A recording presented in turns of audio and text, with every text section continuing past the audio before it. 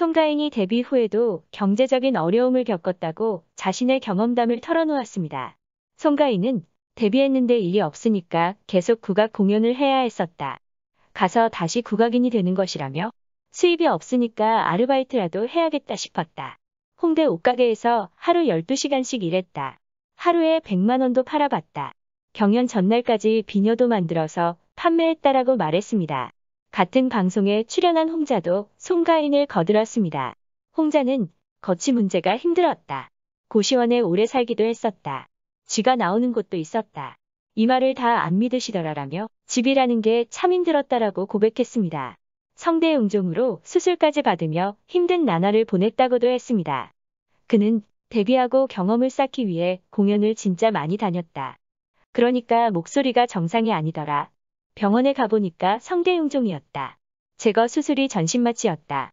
그걸 하고 1년간은 거의 말을 안 했다. 저와의 싸움이었다라고 회상했습니다. 이어 1년 지나고 나니 오히려 또 시작이었다.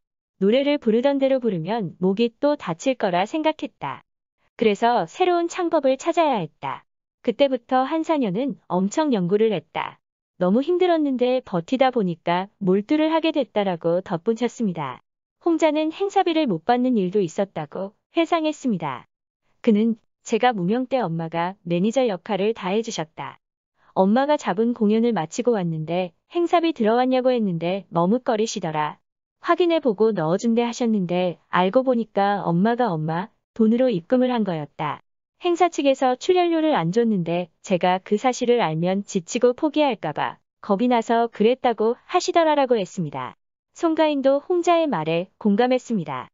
그는 행사페이가 회사랑 행사 측이랑 안 맞았다. 근데 엄마는 딸이 무대에 섰으면 좋겠다 하신 거다.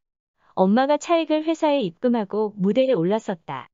그때 마음이 정말 말로 표현할 수 없더라라며 울컥해 안타까움을 더했습니다. 송가인은 자신을 둘러싼 다양한 소문에 대해 해명했습니다.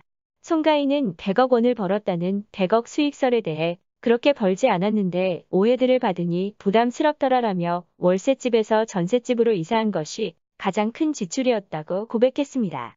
이어 명품녀라고 찍힌 이미지에 대해 수입이 생기고 고마웠던 분들께 보답하기 위해 선물하려 했던 것이다라며 개인 판소리 선생님을 비롯해 그동안 선물하지 못했던 분들을 위한 명품 구매였다고 말했습니다.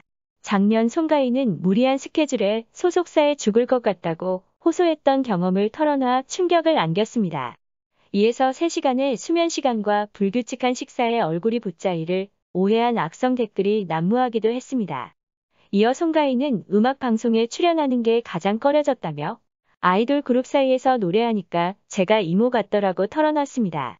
실제로 송가인은 외모를 비하하는 악플 때문에 가슴앓이를 했습니다. 한 번은 송가인이 직접 나한테 악플 달 시간에 다른 생산적인 일을 해라고 악플러를 혼낸 적도 있습니다. 무명 시절은 길었지만 현재 송가인의 인기는 엄청납니다.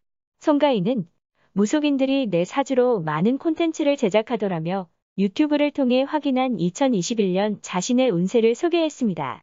올해 신곡 2에서 새 곡이 대박 날 것이라고 전했습니다. 송가인은 무속인인 어머니에 대해 어머니는 안 좋은 건 피해가라고 이야기해 주시지만 좋은 건 이야기 안 하신다고 전하며 자식이다 보니 중립을 지키기 어려워 좋은 쪽으로 이야기해 주시지만 안 좋은 건 정확하게 이야기해 주신다고 부연했습니다. 송가인은 히트곡이 없는 가수라는 꾸준한 악플에 시달린다고 토로하며 남의 곡 하지 말고 내 히트곡 만들라는 소리에 히트곡 내려고 준비하고 있다고 포부를 밝혔습니다.